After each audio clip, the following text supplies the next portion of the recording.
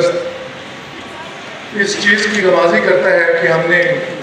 اس دفعہ 14 اگست کا حکومت پاکستان کی طرف سے یہ تھیم تھا کہ حصول آزادی سے تحفظ آزادی تک۔ آپ نے دیکھا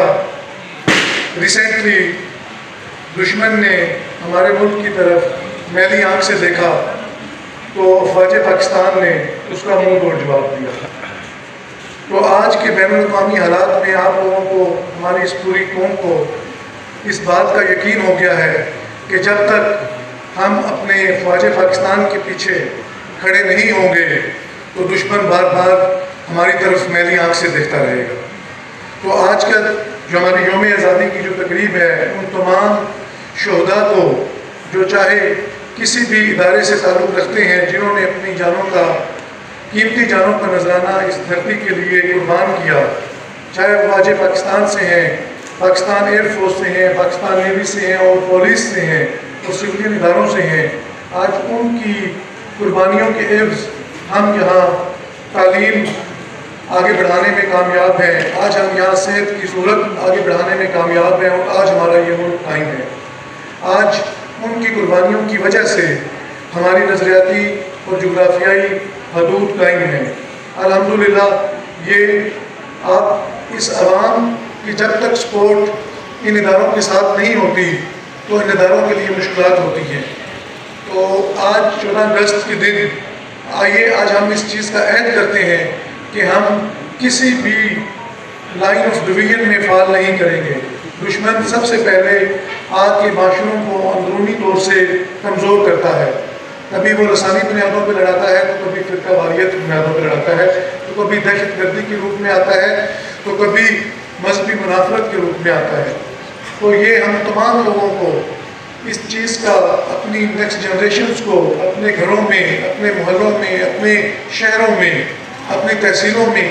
اس چیز کا پیغام دینا چاہیے۔ آپ لوگوں نے اپنی آنکھوں سے یہ دیکھ لیا ہے اور یہ عین یقین آپ لوگوں کو ہونا چاہیے۔ یہ آج میں اٹک کی ہم نے ساری رات بہترین 14 اگست کی تقریبات ہوتی رہی۔ یہ اس چیز کی نمازی کرتا ہے کہ ہم لوگ تمام یونائٹڈ ہیں۔ یہ جتنی بھی ہماری قومی دن کی تقریبات ہوتی ہیں وہ صرف تقریبات تک محدود نہیں ہوتی یا اگر چند کام سر انجام دینے نہیں ہوتے، وہ پوری دنیا کو اس چیز کے لیے دکھانا ہوتا ہے کہ ہم لوگ اپنے ملک کے پیچھے، اپنے ملک کے پرچم کے پیچھے ایک ہیں۔ تو آپ لوگوں سے